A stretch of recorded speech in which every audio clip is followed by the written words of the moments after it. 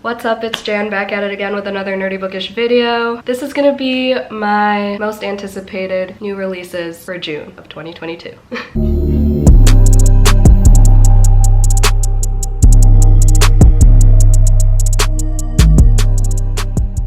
I'm filming this currently on May 30th, so you know, if I get this up today, it'll still be on time. But as some of y'all may know, I've had COVID for the past week. I mean, I still tested positive today. I got ready because I had tentative plans in case I did test negative, but tested positive. So we're here, we're just cranking out the content for the day, all right? Happy freaking Memorial Day to me. So y'all know how this goes. I just talk about, I think I have 12 books, and I do need Goodreads as my lovely assistant to help with the synopses. I did look them over right before filming this, so I have a kind of an idea, or like which buzzwords got me interested in these titles. Let's just, oh, I don't even have, you know what? I'm not gonna do it by publication order this month, and my list is all the way over there.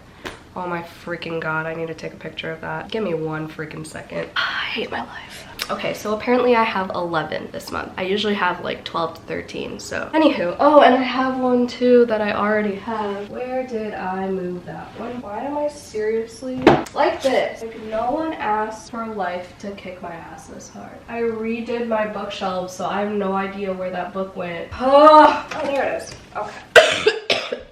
I'm dying. I guess we'll start with this. We're not gonna go in publication order like I said, because that is too much work for my brain right now. And I'm trying to get this up today. And I haven't eaten today yet, and it's already 12:15, so. Excuse my coughing.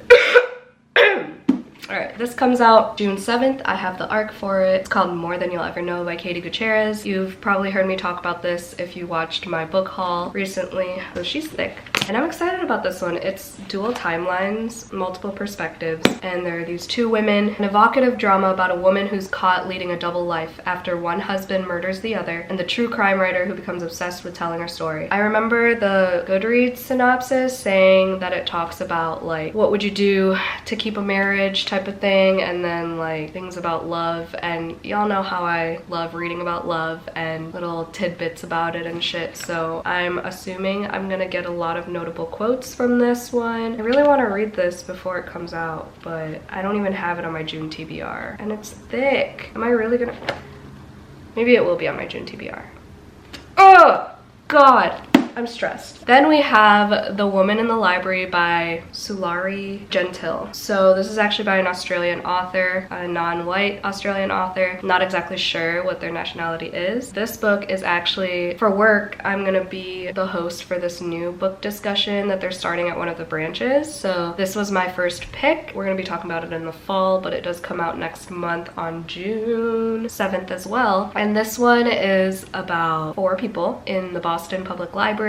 All of a sudden, one woman screams in the quiet reading room, and then the whole library goes into lockdown, and then these 4 people start conversation and building a friendship while they're, you know, in lockdown. One of them is the murderer, and I guess you just like kind of try to figure it out, whodunit type of thing, but like make it bookish because they're in a library, and they all have their unique reasons as to why they were in the quiet reading room in the first place. I'm just excited, and I love the cover. Moving on to Our Crooked Hearts by Melissa Albert. What else did Melissa Albert write? The Hazelwood. Okay, that's what I thought. That is what I thought. I always get her confused with Becky Albertalli. So this one has a cute little bunny door thing on the front. I really like the cover actually. And this one is, again, I believe dual timeline about 17-year-old Ivy and 16-year-old Dana. And I really thought this was adult, but I guess it's YA. But that makes sense because it's Melissa Albert and she wrote like The Hazelwood. I just went for this one based on the cover alone, but it seems like it's like a YA thriller or something. Ivy's summer break kicks off with an accident, a punishment, and a mystery. A stranger whose appearance in the middle of the road. As the days pass, Ivy grapples with eerie offerings, corroded memories, and a secret she's always known. That there's more to her mother than meets the eye. Creepy moms. Love to see it. Dana has always been perceptive. The summer she turned 16, her gifts bloom into a heady fling with the supernatural set in a city of magical possibilities and secret mystics. Years after it began, Ivy and Dana's shared story will come down to a reckoning among a daughter, a mother, and the dark forces they never should have messed with. It was the dark forces for me. And the dual timeline. I don't know, I haven't read a YA thriller in a very long time, so we'll see about this one, but I don't know, anything with rabbits on it ever since Bunny, I'm just like, give it to me, you know? Alright, next we have, oh, it'd be awesome if you cooperated with me, thank you. Blood and Moonlight by Erin Beatty. Beatty, and it comes out June 28th, and this is a medieval YA fantasy thriller. And like, me and medieval things don't usually mesh, but this one, there's something about the moon. Oh, Katrine finds herself caught between murderer and detective while hiding her own secret, a supernatural sight granted by the moon. And like, y'all know me and my brand being the moon and all the celestial shit. Like, I just love like powers granted by the moon and astrology and stuff like that. There's one book in here that has astrological magic and shit, but I don't remember which one it is. And Katrin, I don't know, is an orphan girl, and like, I don't know, orphans be wildin' in books, I swear to God. Also, the movie Orphan is just so good. I want to rewatch it soon. But for she alone can spot the building's flaws in construction before they turn deadly. She's pulled into the web of a dangerous man who will definitely strike again, assigned to capture the culprit in the mysterious, brilliant, and enigmatic Simon, whose insights into the mind of a killer are frighteningly accurate. We love a good serial killer. And we love a good orphan, except Olivia Pryor in Gallant. She was an orphan that did not work for me. She was not my cup of tea, let me tell you. All right, so that's Blood and Moonlight, and the cover gives me, I don't remember the author, but The Looking Glass. I'll put it up here. They're very similar, you know? I can't put two at the same time because I use iMovie, but that's that. The next book is called The Song That Moves the Sun by Anna Bright. This is the one with astrological magic. I feel like astrological, whatever. This is YA fantasy romance full of star-crossed love, complex female friendship, and astrological magic, perfect for fans of Laini Taylor, Alexandra Bracken, and V.E. Schwab.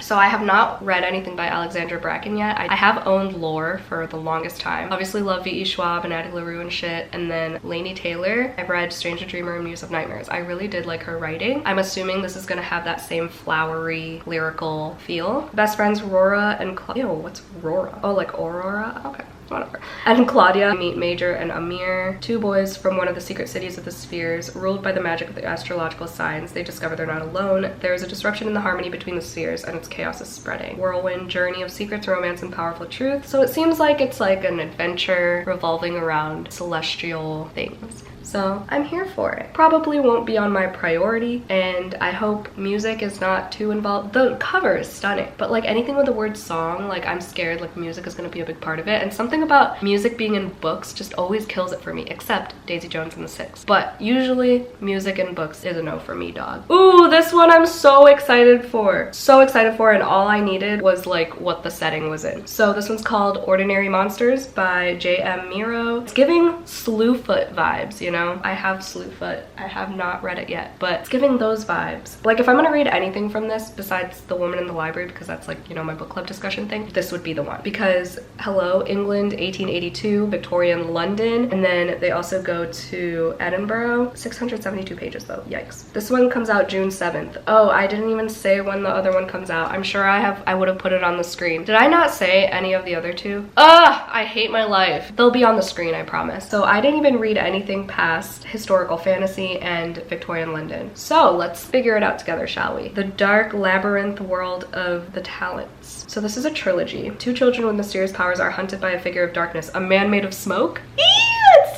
I'm so excited. 16-year-old Charlie Ovid, despite a lifetime of brutality, doesn't have a scar on him. His body heals itself whether he wants it to or not. Marlowe, a foundling from a railway freight car, why is that so hard to say, shines with a strange bluish light. He can melt or mend flesh. Oh my god, the word flesh is in every fucking book I read. It's so annoying. Ever since I read A Certain Hunger, every book since then, I've seen the word flesh. I don't know how to stop it. I really don't. When two detectives are recruited to escort them north to safety, they are forced to confront the nature of difference, belonging, and the shadowy edges of the monstrous. Ooh, I just got chills. I'm so excited. What follows is a journey from the gaslit streets of London to an eerie estate outside Edinburgh, where other children with gifts, the talents, have been gathered. Here, the world of the dead and the world of the living threaten to collide, and as secrets within the Institute unfurl, Marlowe, Charlie, and the rest of the talents will discover the truth about their abilities and the nature of the force that is stalking them. The worst monsters sometimes come bearing the sweetest gifts.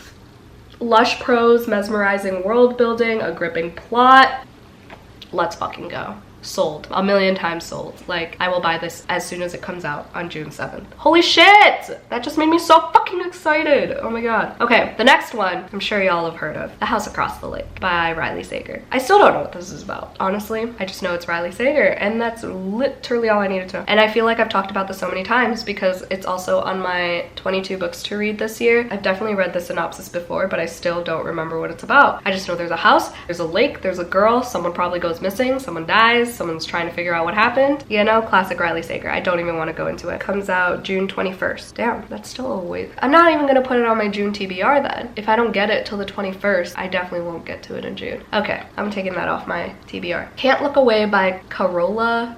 Not Toyota Corolla. Corolla Lovering. This one is like an obsession type of thriller, I believe. So she locks eyes with this musician on stage named Jake. I guess they like fall in love really quickly, and then she ends up marrying someone else. But then she has this whole contemplation, midlife crisis. Not midlife, she's 23. But she has fertility struggles though, so like I don't know. I hope it's not too big of a part of the story, because y'all know how I feel about anything that involves pregnancy. Fertile or not. These are the questions that got me. Does growing up mean choosing with your head rather than your heart? And do we ever truly get over our first love? A sexy suspense novel about the kind of addictive, obsessive love that keeps you coming back, no matter how hard you try to look away. I feel like I'm gonna feel attacked from this book, and I'm ready, you know? My masochistic self, is that the right word? I always get masochist and sadist confused. Love feeling attacked in books, because it's like, yes, I feel. Let me highlight, annotate, tab, write all over this shit, you know? So I feel like that's gonna be that type of book. Plus I love stories about obsession. That one comes out June 14th.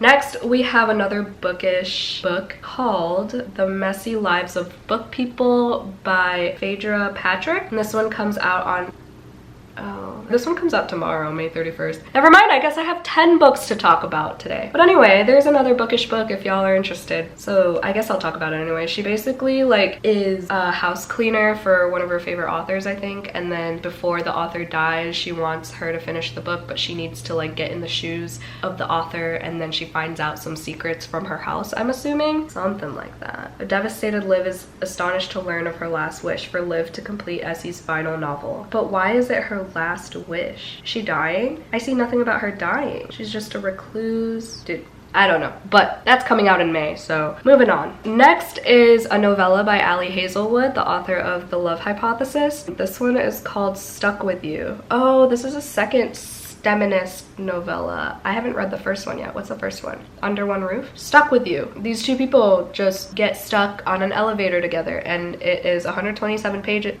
Why does it say March 8th? Why is it telling me that this came out in June? Oh my god, am I fucking stupid? Okay, well that already came out apparently, so love that for me. When does the third one come out? Why am I like this? Clearly my research is awful. This one came out in April. Are these all out? I'm literally dumb. Okay, moving on. Lastly is probably my favorite cover out of all of these, and it's also a lot of my buzzwords. It's called Hell Followed With Us, and just look at this cover. It's so, the color palette they chose is just so like vintagey. It's giving like propaganda, you know. I love it. And the wings and just the art style of it all, obsessed. Okay, this one does come out in June 7th. So what got me are cult, trans boy, monsters. Yeah, so I feel like a lot of this book might go over my head because it seems like one of those really smart books, you know, that have like history kind of interweaved but also mad world building, you know. 16-year-old trans boy Benji is on the run from the cult that raised him, the fundamentalist sect that unleashed Armageddon and decimated the world's population. See what I mean? Smart. Desperately, he searches for a place where the cult can't get their hands on him, or more importantly, on the bioweapon they infected him with. It seems very sciencey, but you know, we're gonna roll with it because the cover is stunning. But when cornered by monsters born from the destruction, Benji is rescued by a group of teens from the local LGBTQ+ center, affectionately known as the ALC. The ALC's leader, Nick, is gorgeous, autistic, and he knows Benji's darkest secret. The cult's bioweapon is mutating him into a monster deadly enough to wipe humanity from the earth once and for all. Dun dun dun. So this is a debut novel for the fans of Gideon the Ninth and Annihilation by Andrew Joseph White. Comes out June 7th, 416 pages. So another thick boy.